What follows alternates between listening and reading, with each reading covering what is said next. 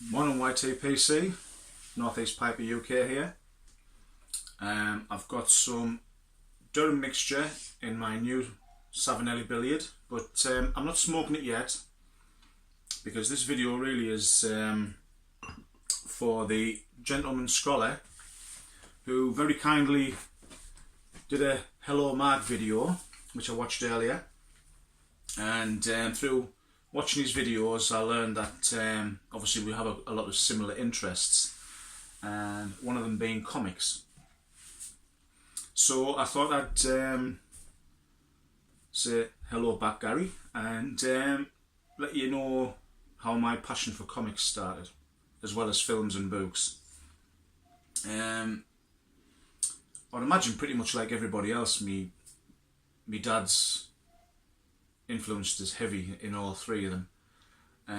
He used to bring us the odd comic home on a night in the early 70s, or rather mid 70s, and at the time a couple of the popular comics was Battle Picture Weekly and the ill-fated Action, which featured a fantastic story of a shark called Hookjaw, which was obviously a blatant rip-off of Jaws, but because of the violence and a lot of the political issues associated with it, I think mostly the storyline Kids Rule OK basically killed it off.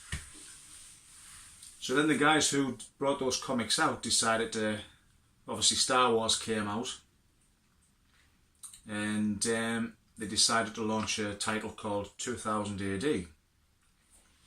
And one of my earliest comics I got of that must have been about 78, 79. My dad brought a copy home one Friday night, and I remember reading it, and I don't know what happened to it. It's probably like all things, got chucked in the bin, which is a shame because it had one of the most controversial storylines inside it, where Judge Dredd fought the Jolly Green Giant in the Cursed Earth saga, which ended up getting the comic sued, and it's only until recently, which is like 40 years down the line, they've actually been able to reissue the full complete story arc.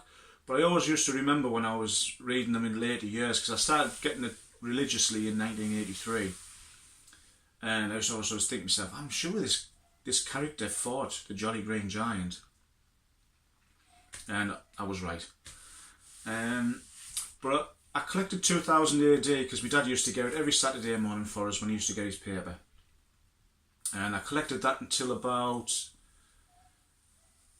let's think, about 2009. I was living down south at the time. By then I'd got into American comics, and I was a voracious collector. Preacher, Hellblazer, anything I could get my hands on. The Punisher.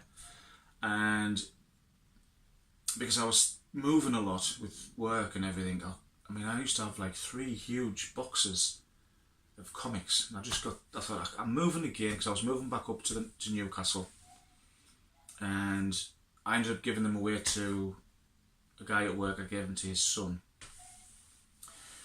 which, looking back, some of them now, I don't look at the prices on eBay because I want to cry. But every now and then I'll keep going back into it. But yep, that was the 2000 AD annual. I used to get it every year for Christmas, along with the Judge Dredd one. I've still got a couple of these from the early days, because obviously my dad used to get them for us, and it's sentimental value. I'd never get rid of these. And so really that used to be the only comic I used to get until about 87. I went into a local newsagents, and the local newsagents were starting to get the odd Marvel and DC comics in. Excuse me. So I'll pick up maybe the odd X-Man one with Jim Lee's fantastic art. But I got into the Punisher, which I really enjoyed. Bill Reinhold was on art duties at the time, and obviously Jim Lee as well. But not long after that, I started going into the local bookshop, and I picked up To Me, which is the three pinnacle graphic novels. I'd never ever read Batman, apart from the odd silly one when I was a kid. But I picked this up, and I think I was probably about 18 at the time, 19, and this story just blew me away. And obviously I've still got it. I mean, it's probably 30-year-old now. They did a pretty good DVD adaptation of it, actually. They brought out a 2-part of it, which is worth a watch, actually. But not only did it bring us into Batman, but it also brought us into Frank Miller. Again, he went on to do some fantastic Daredevil stories. And of course, the Sin City, which I used to have, but again, I don't have anymore. But I never let go of that one. The next one was The Killing Joke, Alan Moore. Again, it was the Joker's origin story, if you like. Absolutely fantastic artwork by Brian Bolland. This is the new edition. I've got the original comic somewhere, or I might have given it to a lad at work, because I've been giving him some of me old comic books, like my Walking Deads and stuff like that, because I don't really have the space here now, so I've had to trim a lot of them down. So I think I kept this one and gave him the other one. And the other one was, again, Alan Moore, Watchmen. I mean, again, it just blew me away. It featured one of my favourite artists, which is Dave Gibbons. I was lucky to meet Dave Gibbons a few times, going to comic conventions. Great guy. Again, he cut his teeth in 2000 AD, Judge Dredd, ABC Warriors, Rogue Trooper. So again, that opened my world to DC.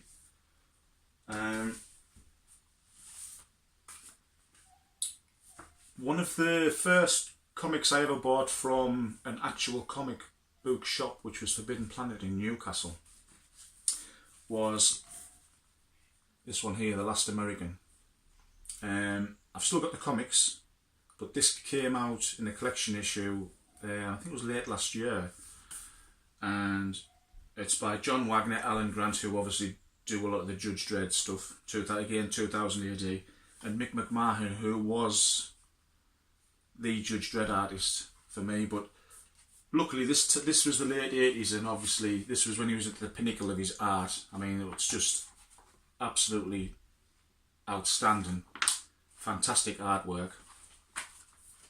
So this is obviously a keeper.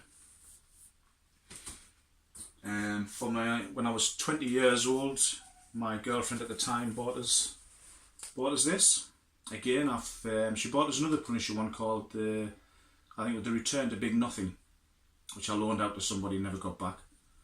But luckily I managed to hang on to this one. Great story.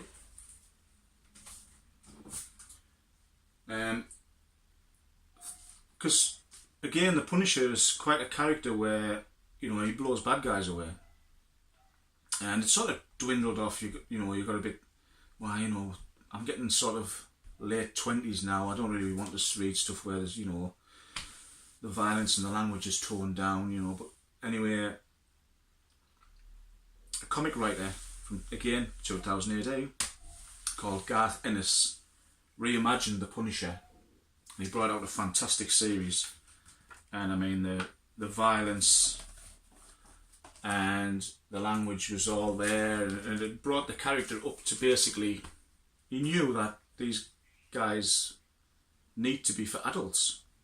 They knew that the market was there, because like him, like me, like yourself, you know, we're old guys now, so we want something that's a bit more realistic and gritty.